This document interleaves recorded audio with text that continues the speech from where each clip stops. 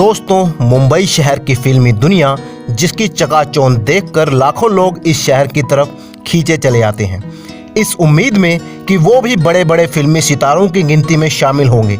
लेकिन बहुत कम ही लोग ऐसे होते हैं जो हिंदी फिल्मों में अपना कुछ मुकाम हासिल कर पाते हैं। अगर ऐसा कोई शख्स जो ना तो किसी फिल्मी खानदान से हो और ना ही वो ट्रेडिशनल बॉलीवुड हीरो के जैसा गुड लुकिंग हो, तो उसका फिल्मों में सफल होना लगभग नामुमकिन ही है। लेकिन इस नामुमकिन काम को भी अपनी मेहनत और अपने हार ना मानने वाले जज्बे से मुमकिन किया है ऐसे कलाकारों ने, जो बिहार और यूपी के छोटे से गांव के गरीब परिवारों से निकलकर आज बॉलीवुड में अपना एक मुकाम हासिल कर रहे हैं। वो किसी मिसाल से कम नहीं है। सबसे पहले हम बात करेंगे मिर्ज़ापुर के कालीन भैया यानी पंकज त्रिपाठी की। पंकज त्रिपाठी का बॉलीवुड तक का सफर बहुत ही मुश्किलों से भरा रहा है। 5 सितंबर 1976 में बिहार के गोपालगंज में एक छोटे से गरीब किसान घर में जन्मे पंकज त्रिपाठी अपने परिवार में सबसे छोटे थे। उनके बड़े 4 भाई बहन और भी हैं। पंकज को बचपन से ही एक्टिंग का शौक रहा है। गांव में त्योहारों के समय होने वाले नाटकों में पंकज अक्सर ही एक्टिंग किया करते थे। बस यहीं से पंकज को एक्टिंग के कीड़े ने काट लिया। एक्टिंग करने का डिसीजन लेना तो आसान था, लेकिन आगे का सफर उतना ही मुश्किल। शुरुआती पढ़ाई पूरी करने के बाद वो पटना शहर चले गए। पटना में वो 7 साल तक रहे और एक होटल में काम किया। समय बीतने के साथ उन्हें ये महसूस होने लगा कि एक्टिंग का पैशन फॉलो करना है तो वो पटना में पूरा नहीं हो सकता, इसीलिए वो दिल्ली चले गए। दिल्ली में उन्होंने नेशनल स्कूल ऑफ ड्रामा यानी NSD में एडमिशन ले लिया। साथ ही साथ उनकी प्रेम कहानी भी चल रही थी और लड़की का नाम था मृदुला। 2004 में NSD से अपना कोर्स पूरा करने के साथ ही पंकज ने मृदुला से शादी कर ली और वो मुंबई शिफ्ट हो गए। माया नगरी मुंबई में वो हर उस जगह पर गए जहां पर उन्हें काम मिलने की उम्मीद थी, लेकिन हर एक कास्टिंग डायरेक्टर ने उन्हें नॉट फिट कहकर रिजेक्ट कर दिया। जैसे तैसे कुछ फिल्मों में उन्हें मामूली और छोटे मोटे रोल मिलने लगे, लेकिन शादी की जिम्मेवारियों और घर का खर्च चलाने के लिए वो पैसे नहीं जुटा पा रहे थे। तब उनकी पत्नी मृदुला ने एक टीचर की नौकरी की और पंकज को अपने काम पर फोकस करने के लिए कहा। 8 साल का लंबा संघर्ष पर पंकज मुंबई में ही टिके रहे। फिर आया साल 2012, जब एक कास्टिंग डायरेक्टर पंकज छाबड़ा ने पंकज त्रिपाठी जी को अनुराग कश्यप से मिलवाया। अनुराग कश्यप ने 8 घंटे तक पंकज त्रिपाठी का ऑडिशन लिया, लेकिन फिर भी वो उनके काम से संतुष्ट नहीं थे। अपनी टीम के साथियों के कहने पर अनुराग कश्यप ने गैंग्स ऑफ वासेपुर के लिए पंकज त्रिपाठी का सिलेक्शन कर लिया और उन्हें सुल्तान का किरदार निभाने के लिए दिया गया। सुल्तान जो कि एक किसाई का किरदार था। जब ये फिल्म बड़े पर्दे पर आई तो लोग पंकज त्रिपाठी की एक्टिंग देखकर दंग रह गए। खुद अनुराग कश्यप को भी इसकी उम्मीद नहीं थी। इसके बाद पंकज त्रिपाठी की गिनती फिल्म इंडस्ट्री के बेहतरीन कलाकारों में होने लगी। अब फुकरे के पंडित जी हों या मिर्ज़ापुर के कालीन भैया, पंकज त्रिपाठी ने हर किरदार में अपनी छाप छोड़ी है और आगे भी उनका सफ़र जारी है। दूसरे नंबर पर हम बात करेंगे भीखू मात्रे की। मुंबई का किंग कौन? भीखू मात्रे।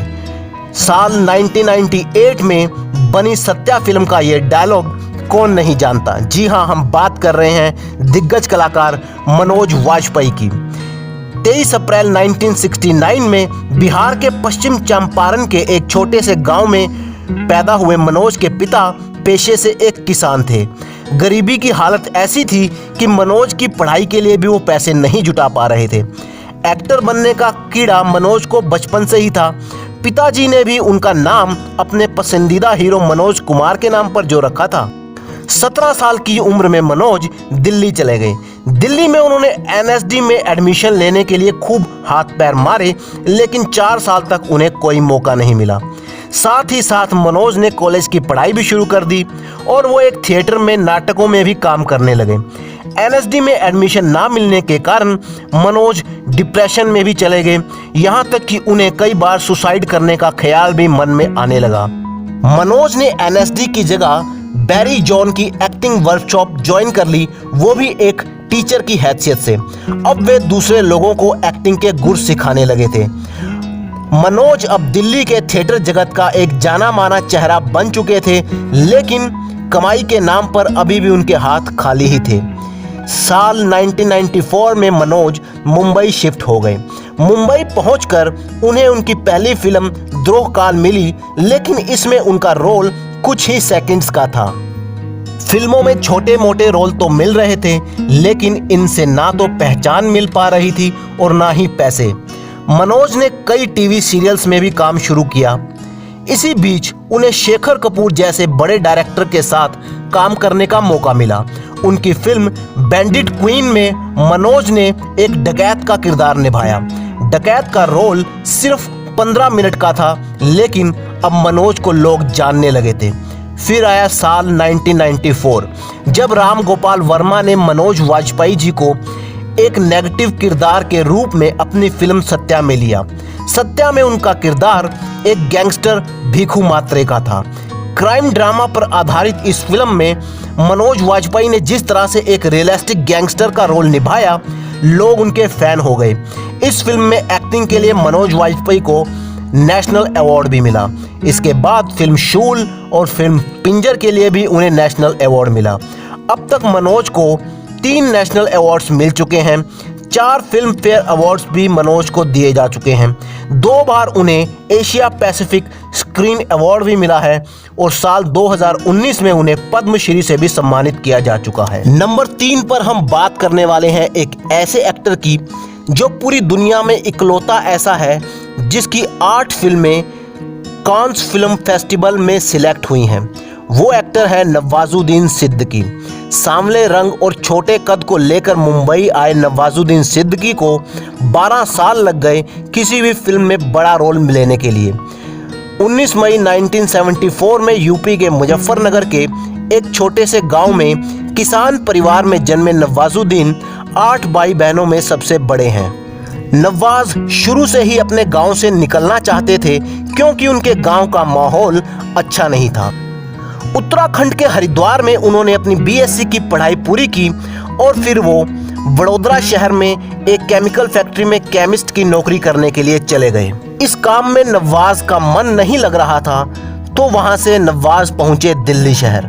दिल्ली में एक दोस्त के साथ थिएटर में नाटक देखने का शौक उन्हें लग गया। नवाज को नाटक देखते देखते ये लगने लगा कि शायद यही वो काम है जिसके लिए वो बने हैं, लेकिन आज तक उन्हें खुद भी इस बात का एहसास नहीं था। फिर क्या, एक्टिंग का भूत नवाज के सिर चढ़ गया। नवाज ने एनएसडी में एडमिशन ले लिया और साथ ही साथ वो थिएटर्स में काम करने लगे। साल 2000 में नवाज मुंबई के लिए रवाना हो गए।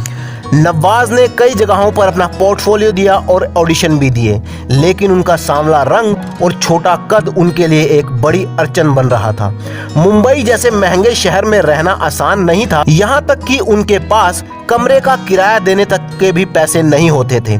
नवाज ने अपने एनएसडी के एक सीनियर आर्टिस्ट से मदद मांगी, तो उस सीनियर आर्टिस्ट ने नवाज को अपने घर में रख तो लिया, लेकिन बदले में नवाज को घर का सारा काम करना था। नवाज की हालत मरता क्या ना करता वाली हो चुकी थी, इसलिए उन्होंने घर का सारा काम करने की शर्त मंजूर कर ली। एक समय तो ऐसा भी आया जब पैसों की तंगी के चलते नवाजुद्दीन को वॉचमैन की नौकरी भी करनी पड़ी। कई बार नवाज के मन में आया कि क्यों ना गांव वापस चला जाए, लेकिन वो ये सोचकर नहीं गए कि गांव जाकर भी उन्हें लोगों के ताने ही सुनने को मिलेंगे। इसी दौरान उन्हें फिल्मों में छोटे मोटे रोल भी मिलने लगे थे। ईयर 2010 में उन्हें पीपली लाइव फिल्म में काम मिला। इस फिल्म में नवाज का काम काफी पसंद किया गया। ईयर 2012 में नवाजुद्दीन को अनुराग कश्यप की फिल्म गैंग्स ऑफ वासेपुर में लीड रोल मिल गया। यह किरदार था एक गैंगस्टर फैजल का। गैंगस्टर फैजल का किरदार नवाजुद्दीन ने इतनी बखूबी निभाया कि लोग उनके फैन हो गए। इसके बाद तो बजरंगी भाईजान, लंच बॉक्स, मांझी, उन्होंने जिस भी किरदार को निभाया उस पर अपनी छाप छोड़ते चले गए और आज भी उनकी कामयाबी का सफ़र जारी है। इसी तरह के लोगों की हिम्मत को देखकर ही कहा गया है कि कोशिश करने वालों की कभी हार नहीं होती। तो फ्रेंड्स, इसी तरह की इंस्पिरेशनल और मोटिवेशनल वीडियोस देखने के लिए चैनल को सब्सक्राइब कीजिए, वीडियो को लाइक कीजिए और कमेंट बॉक्स में हमें ज़रूर बताएं कि आपको ये वीडियो कैसा लगा। Thank you for watching.